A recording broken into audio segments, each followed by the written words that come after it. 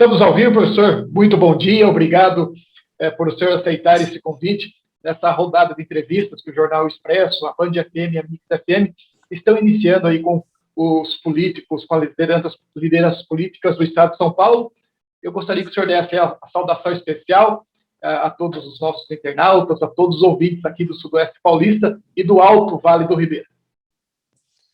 É uma satisfação muito grande falar com você, falar com os seus ouvintes, falar sobre o Brasil, sobre São Paulo, me colocar à disposição para você perguntar aquilo que bem entender, um papo fraterno aqui, verdadeiro, e uma satisfação falar com o interior de São Paulo, né, que sempre fica um pouco secundarizado aí nas preocupações, e o Estado de São Paulo tem dado tanta contribuição para o Brasil e para o mundo, né, exporta muito, produz muito, que a gente realmente tem que dar uma voz para o interior do Estado de São Paulo. Maravilha. Aproveitando, professor, quero mandar um abraço para o Frederico, que sempre trabalhou com o senhor, que é de Capão Bonito. Ele é cidadão Capão Bonito. Mandar um abração para ele. E é uma satisfação. Ele deve estar nos ouvindo aqui. Deve estar nos ouvindo, Frederico. É uma satisfação a gente ver conterrâneos aí em papéis importantes no país.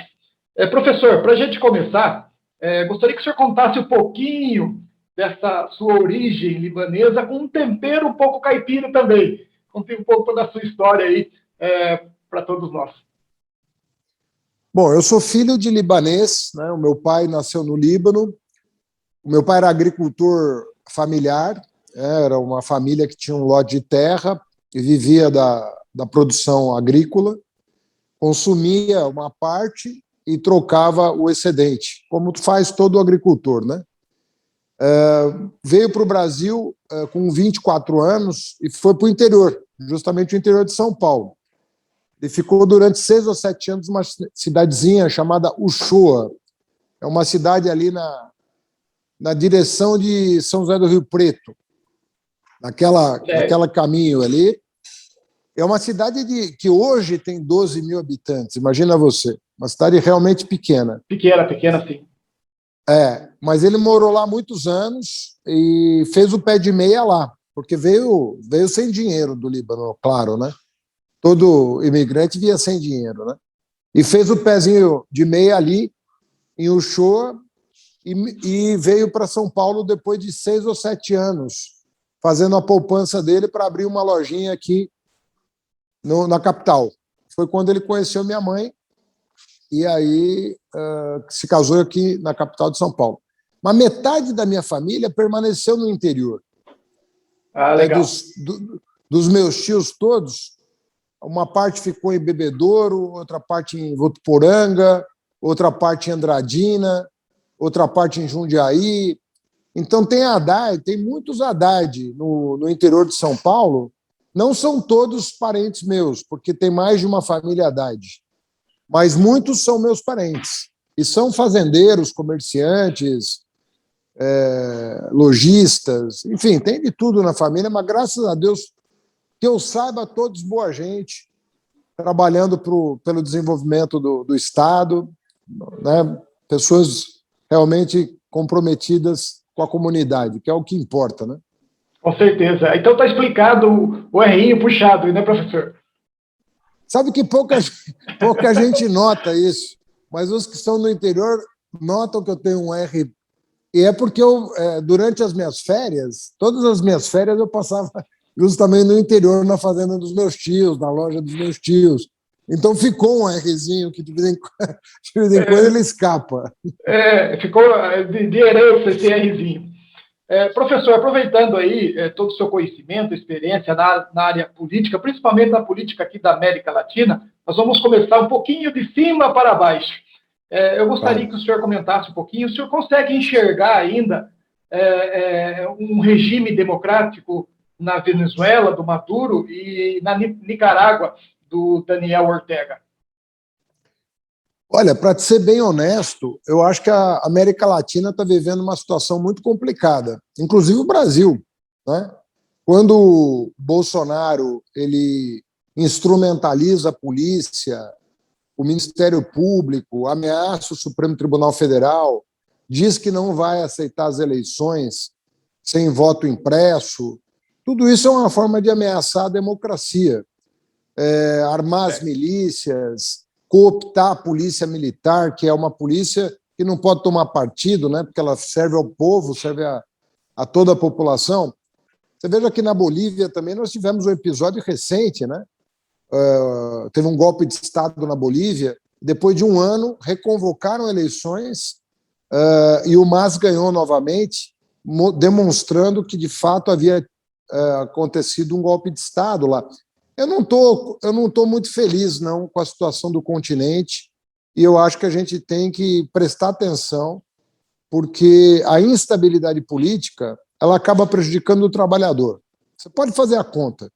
Todo governo autoritário é um governo que, no frigir dos ovos, vai acabar prejudicando o povo. Porque se ele não for prejudicar o povo em alguma medida, ele não precisa ser autoritário, ele vai ter o apoio, popular. Então, eu sempre tive muito receio, desde a minha adolescência, eu comecei a fazer política no Centro Acadêmico, no Largo de São Francisco. E o Largo de São Francisco, que é a faculdade de direito mais antiga do Brasil, tem um compromisso com a democracia inarredável. Ou seja, sem liberdade você não constrói um país. Então, esses países todos que estão vivendo esses momentos difíceis, nós precisamos cuidar, mas precisamos cuidar do nosso aqui também, porque se a gente brincar com o nosso, nós vamos nos dar muito mal. Brincar com democracia é uma coisa muito perigosa, ruim para o país. Perigosa. E principalmente na Nicarágua, né, professor, que está ocorrendo... Nicarágua está... O Brasil, se tivesse um presidente com estatura, estaria chamando uma reunião de líderes latino-americanos e pondo ordem na coisa. Porque o Brasil tem tamanho e autoridade não para ficar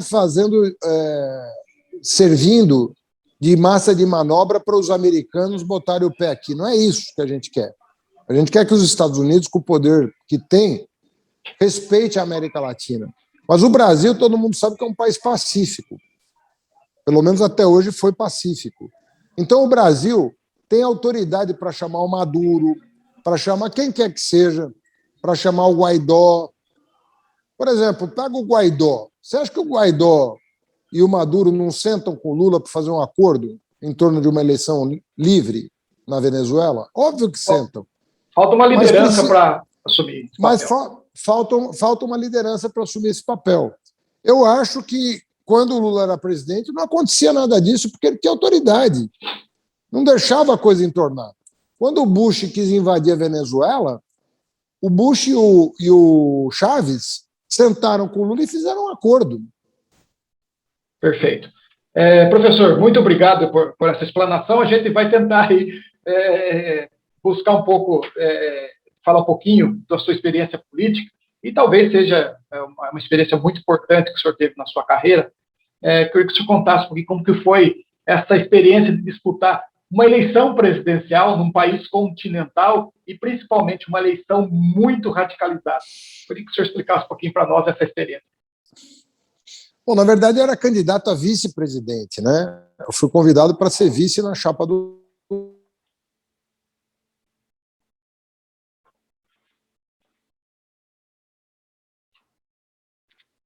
Deu uma travada, será? Deu uma travada aqui, Tiago.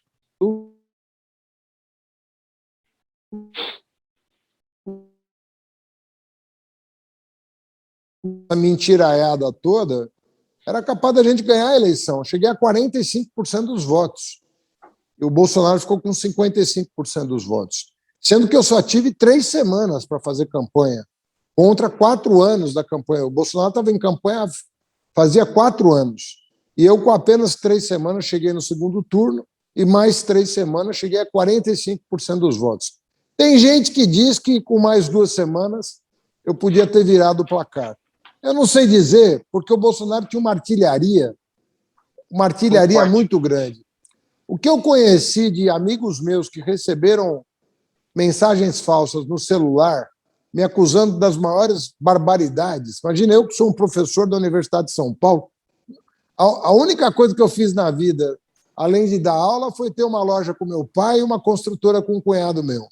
Ou seja, é a vida inteiramente limpa, né?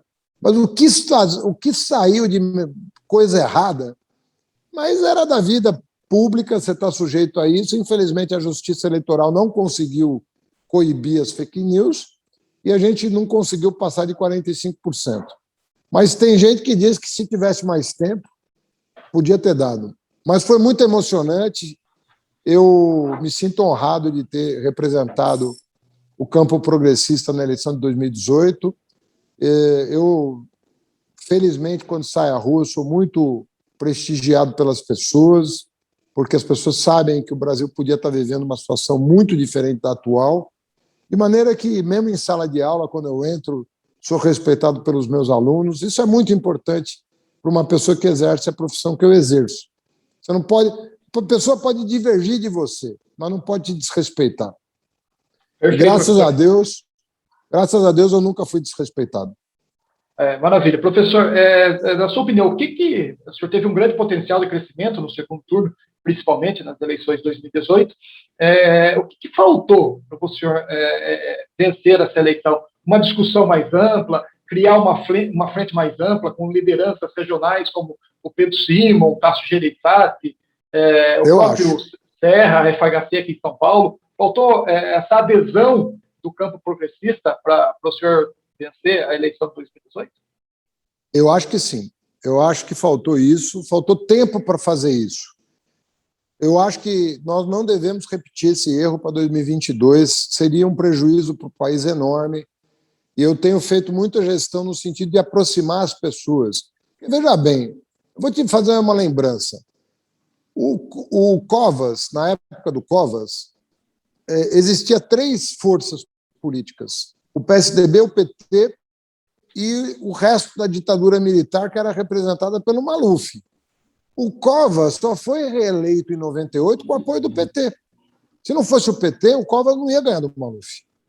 Se não fosse o Covas, a Marta não ia ganhar do Maluf 2 anos depois para a Prefeitura de São Paulo. Então, eu acho que faltou isso, faltou o Fernando eu ter mais tempo, porque eu tenho uma... veja bem, divergências à parte, porque uma coisa é você entrar em campo para ganhar um campeonato. Se você é do Corinthians, você vai querer fazer gol no Palmeiras. Outra coisa é o sujeito que quer acabar com o campeonato, quer levar a bola para casa, que é o Bolsonaro. O Bolsonaro quer levar a bola para casa. Nós não podemos comparar a divergência que existia entre PT e PSDB com a divergência que existe entre nós e o Bolsonaro. Não é a mesma coisa. Eu sempre tive, todo mundo sabe da minha relação de amizade com o governador Alckmin, todo mundo sabe que nós trabalhamos juntos, todo mundo sabe que quando ele foi contra o impeachment da Dilma, ao contrário do Aécio, que queria o impeachment, todo mundo sabe que quando ele foi acusado, eu saí em defesa dele. Percebe? Essas coisas a gente precisa lembrar, porque a civilidade é parte da política.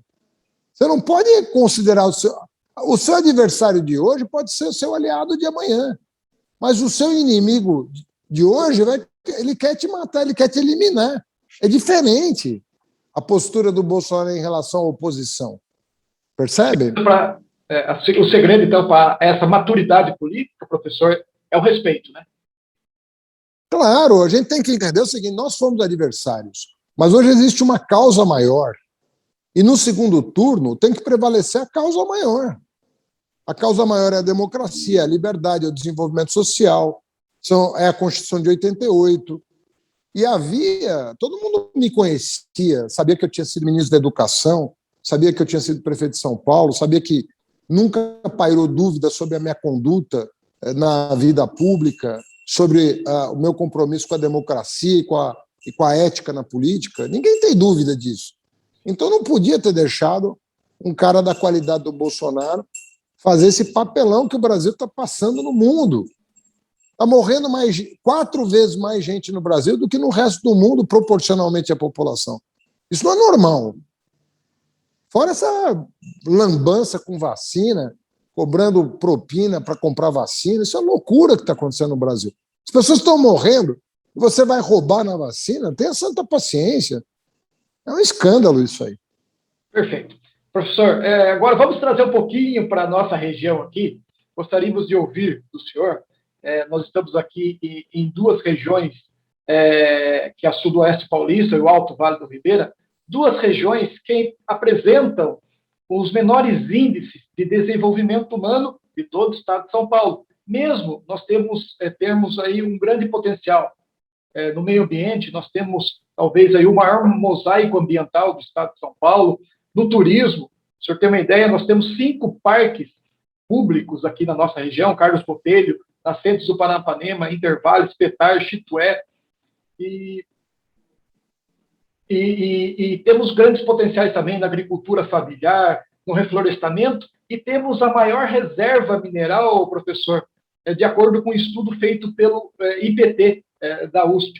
A maior reserva mineral está aqui na nossa região. Qual o seu projeto para o desenvolvimento dessas duas respectivas regiões, professor? Olha, bom, você tocou nos principais temas já na sua pergunta, né?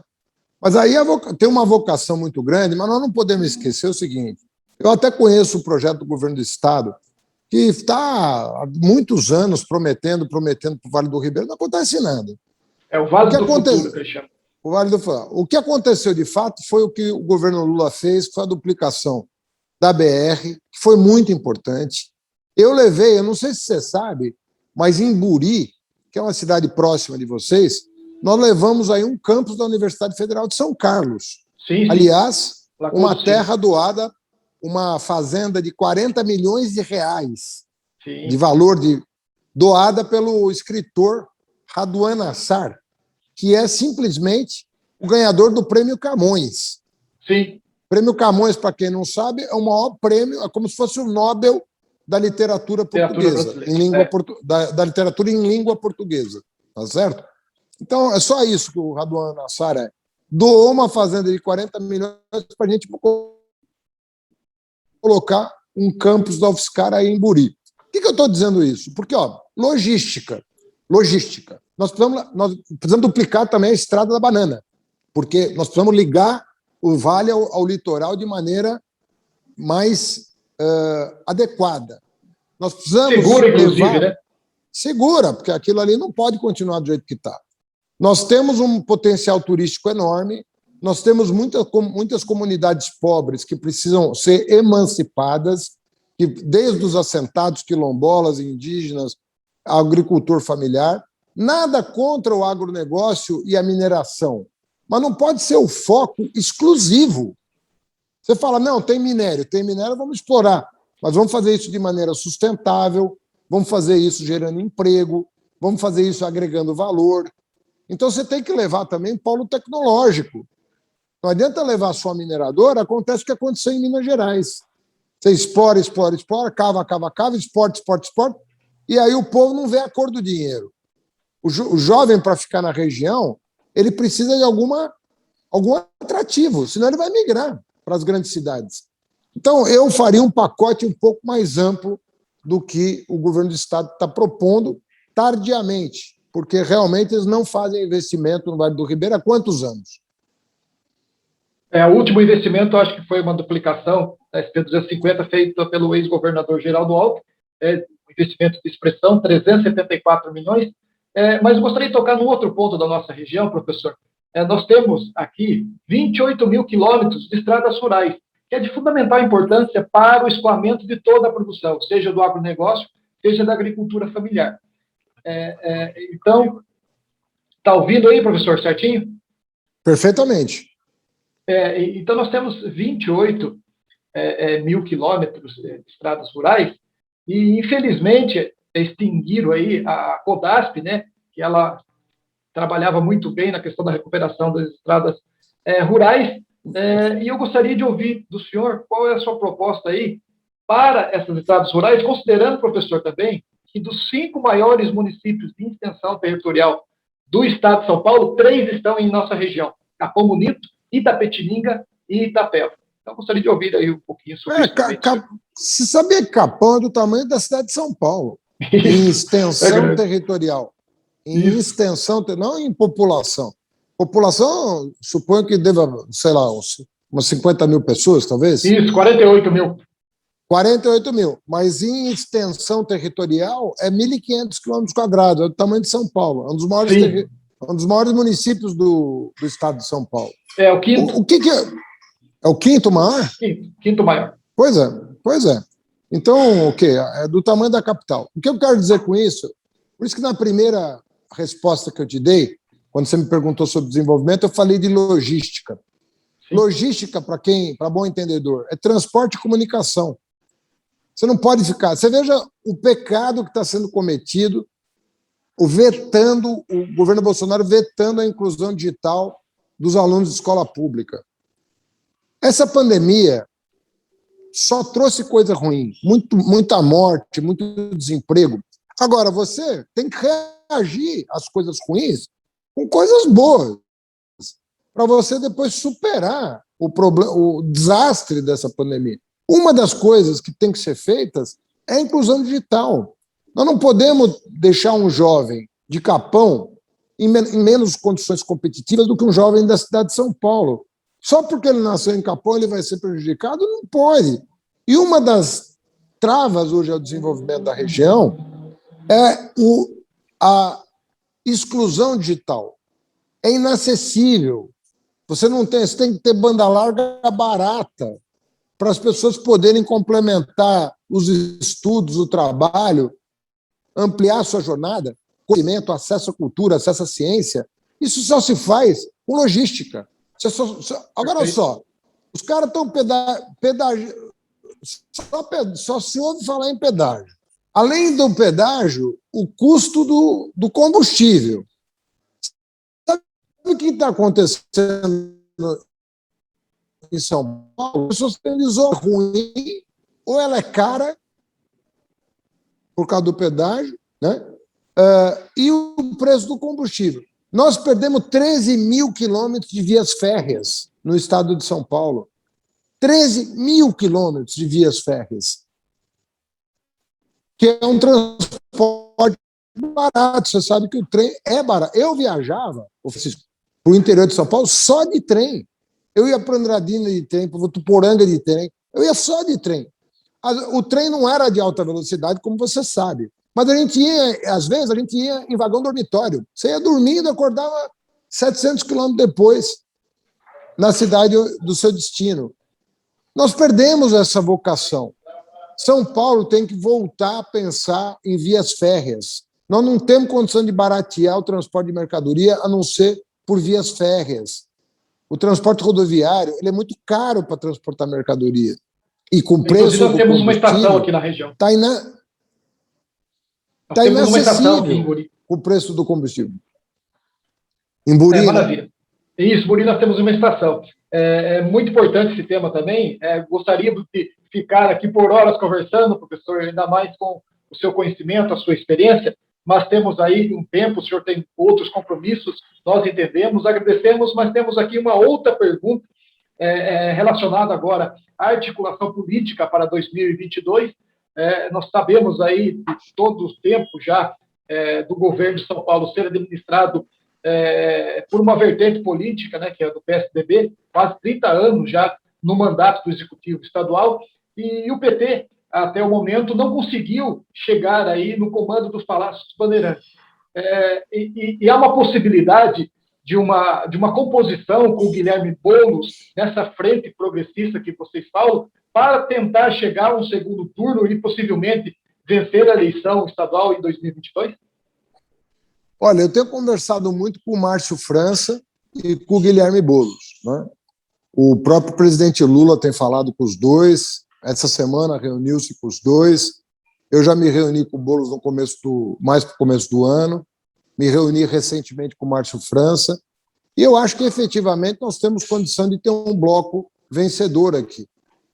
Tem que deixar um pouquinho a vaidade de lado, porque Perfeito. Tem que discutir um projeto para o Estado, de desenvolvimento para o Estado. É o que eu estou fazendo nesse momento. Eu estou com um grupo de 250 técnicos, lideranças e especialistas, 250, para fazer um plano de desenvolvimento para o Estado, que vai olhar para cada macro-região do Estado, né, e com um projeto de desenvolvimento próprio sob medida para aquela região, porque cada região tem uma vocação. O Vale do Paraíba é diferente do Vale do Ribeira, que é diferente do Pontal do Paranapanema, que é diferente da Alta Paulista, e por aí vai. Então, nós temos que ter um olhar para cada região, e aí, se a gente conseguir chegar num projeto comum, que eu acho muito fácil conseguir, nós podemos ter uma candidatura vencedora em São Paulo. Eu acho, com toda... Falo isso com muita... Não quero aqui ofender ninguém, mas eu acho que o governo Dória está deixando a desejar, o povo está muito impaciente com o Dória. Eu até acho que outros governadores do PSDB, né, de quem eu era adversário, mas tinham um legado, deixaram uma marca, né, mal ou bem. E eu não vejo isso da parte do Dória. O Dória não deixou de ser candidato desde que apareceu na política. De fato, ele não governou nem a cidade de São Paulo, nem o estado de São Paulo. Ele está em campanha permanente. Isso aconteceu em São Paulo, onde ele perdeu a eleição para o Márcio França quando disputou o governo do estado, e, na minha opinião, vai acontecer agora no interior. Perfeito. Professor, chegamos ao fim aí. Muito obrigado pela disponibilidade, por atender aqui esse humilde jornalista do interior, esse caipira, do Jornal Expresso, da Band FM, da Mix FM, e gostaria de assumir um compromisso com o senhor. Assim que o senhor tiver um tempinho, venha conhecer aqui as nossas potencialidades turísticas, as nossas belezas naturais com a sua família. O hotel a gente garante, viu, professor? Será uma cortesia aqui do jornal. O Frederico, que é uma pessoa muito competente que trabalha comigo, que é de Capão, já falou que tem um sanduíche aí que é coisa maravilhosa que ele quer me levar para comer. É famoso. Que é famoso. Então, estou louco para conhecer esse hambúrguer aí de vocês. Maravilha, professor. Obrigado aí. Deixamos espaço para as suas considerações finais. Agradecer o teu profissionalismo, a tua simpatia. Espero ter respondido as perguntas adequadamente, me colocando à disposição para uma nova rodada de conversa. E nós temos muito tempo para discutir sobre o interior de São Paulo. Eu acho que vai ser muito bacana constituir uma equipe que faça um programa de desenvolvimento para o Estado. Eu acho que vai ser muito bom para o Estado de São Paulo, que é essa maravilha, uma coisa abençoada que a gente tem que agradecer. Mas a gente tem que também investir, né? Não basta só agradecer, tem que também investir. Muito obrigado, viu, Francisco? Um grande abraço para você. Professor, que Deus continue aí iluminando, dando sabedoria para o senhor nessa missão pública. Muito obrigado. Um abração. Valeu.